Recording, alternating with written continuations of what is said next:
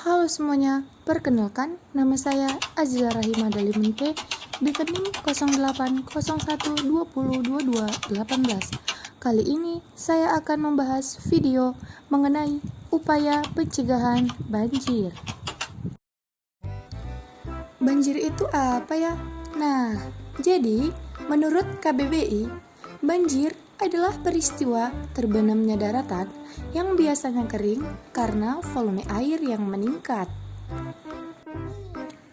Terbagi berapa ya banjir itu?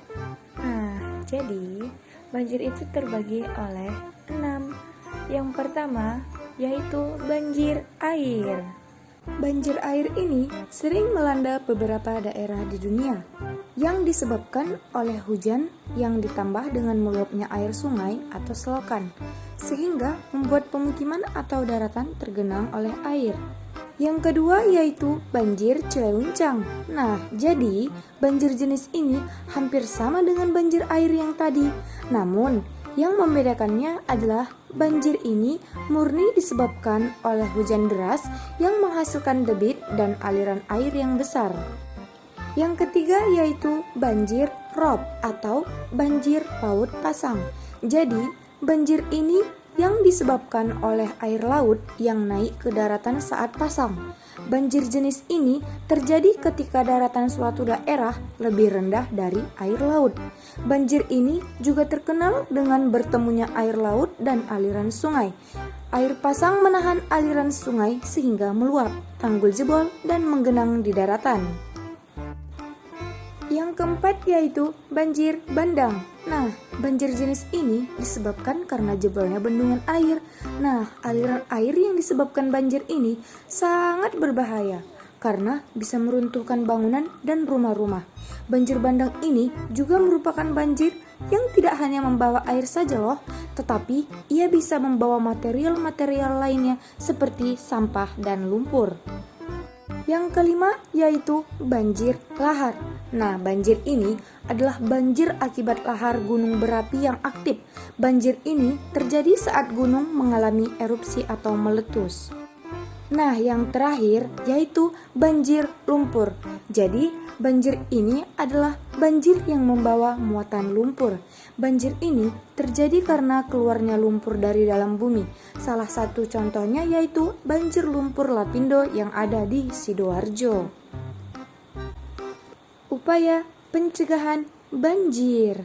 Nah, bagaimana ya caranya bisa mencegah banjir? Mari kita simak berikut ini.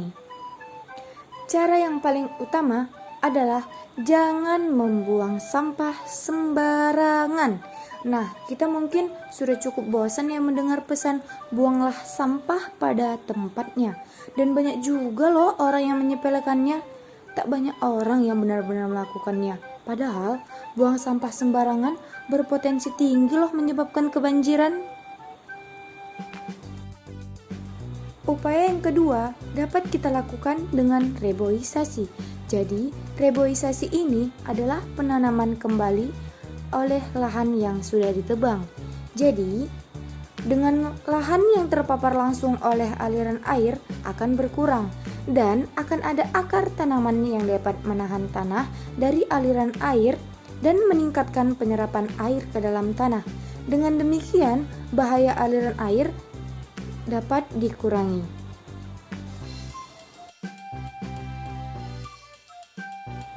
Upaya yang dapat kita lakukan selanjutnya yaitu memasang lubang biopori. Nah, dengan adanya lubang biopori ini, maka air hujan akan lebih mudah terserap ke tanah. Hal ini bisa menyebabkan meningkatkan cadangan air tanah dan mengurangi risiko banjir. Selanjutnya yaitu membuat sumur serapan. Dengan membuat sumur serapan ini juga dinilai efektif loh mencegah banjir. Sumur serapan dianggap mampu mengurangi potensi banjir karena air akan terserap oleh tanah. Upaya selanjutnya yaitu memperbaiki dan menata kembali sistem penyaluran air. Nah, sifat air itu mengalir dari tempat tinggi ke rendah.